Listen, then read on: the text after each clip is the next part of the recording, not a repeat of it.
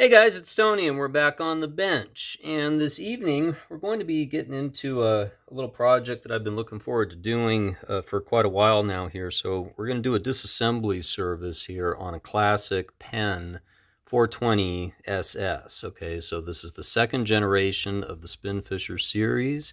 All right, this is somewhat of an ultralight model, if you will, of that series. High speed 5.1 to 1 gear ratio on this, okay? But this reel came out of a collection of reels that I've been previewing lately that all came from the same owner and who recently passed away, and he had some gems in his collection, and this is definitely one of them. This is a perfect trout fishing reel, you know, for ponds and streams and things of that sort, panfish. Okay, so we want to get into taking this reel apart and seeing you know, what it's about. So we're going to start with dismounting the handle for starters. But this is classic Penn, right? You know, made in the USA. Got a bushing or a spacer washer here that's attached. You want to make sure you don't lose that. You know, there's a little bit of tarnishing on this. We're going to see if we can't clean up a little bit of that. All right, but you know, all in all, you know, this reel isn't in bad shape considering its age. This did come with the original box, owner's manual, documentation, all that stuff. We got a drag stack in here. It's pretty basic.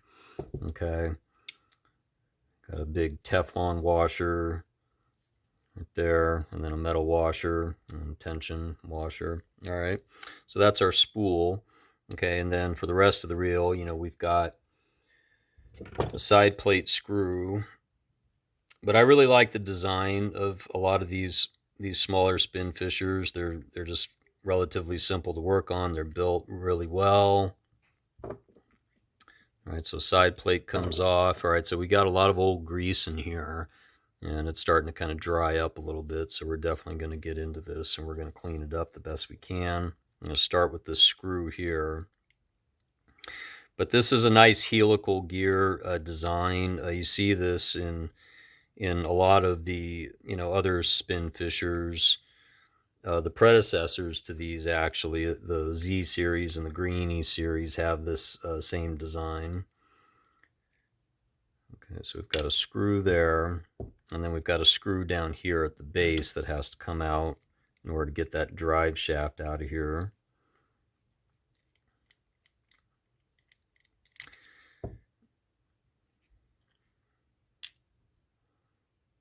Got a cam.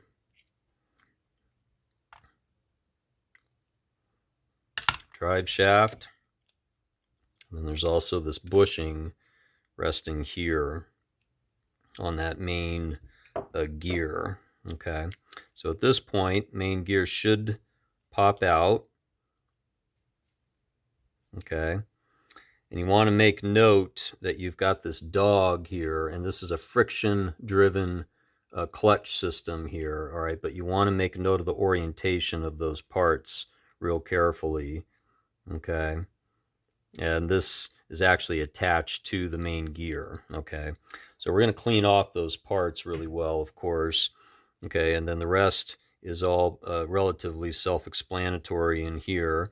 All right, but we've got a rotor nut up here that has to come off. I don't recall what size that is.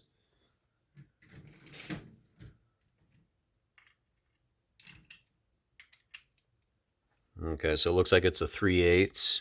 So if you got a 3/8 nut driver or socket, you can get that off with that. Okay, we're going to get our rotor off of here.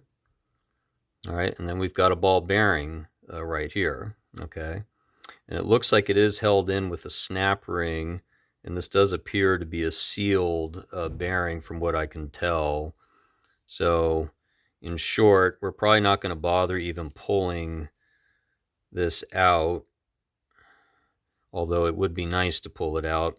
I'm going to go off camera for a moment, and I'm going to see if I can't get this snap ring out. It actually looks like someone may have been here before, and it might be broken, but we're going to have a look here. Yeah, okay, so to my suspicion, I think somebody has been here before, because this is the type of snap ring where you should be able to use a pair of snap ring pliers on it. And what probably happened is somebody did use a pair of snap ring pliers on this, and they ended up breaking this snap ring. And all they did is they left us the tiniest little hair of a sliver on this so that we could actually get in here and pull this out. So I'm going to show you what this looks like. So yeah, this was probably serviced at one time, but I'm going to zoom in here. You can see, it's got this sharp edge, just enough that you can get a screwdriver on this, okay? But that's not how that's supposed to look, okay? It doesn't really affect the operation of the reel as long as it holds this bearing and pinion gear assembly in place, okay? So yeah, we've got a lot of old dried up grease on here. I don't believe this is a serviceable bearing. No, it's not. It's all stamped. Okay, so all we can do is, clean that up the best that we can. All right, but we've got this nice helical gear here. All right, so what we're going to do is we're going to take some WD-40 to these parts. Okay, and we're going to let that soak in like so. But you can see, it only took us about 5-6 minutes, to really get, this whole reel taken apart in its entirety. Okay.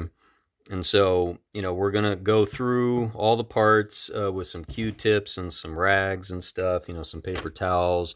We're going to get all this old grease out of the picture here completely. All right. And then when we come back in the next video, we'll do a full reassembly, and we'll talk about the cleaning that was, done, the cleaning that was required, and then also talk about the products of the lubes and whatnot, and get this reel ready to go back out and hopefully do some fishing very soon. So thanks again for watching. This is Tony with Back on the Bench. If you liked the video, please do give me a thumbs up. If you'd like to see more, please make sure you do subscribe and hit the notification button. That way it'll give you all the updates as to when I have new videos being posted, and there should be quite a few more out shortly. So make sure you stay tuned for those, and we'll see you next time.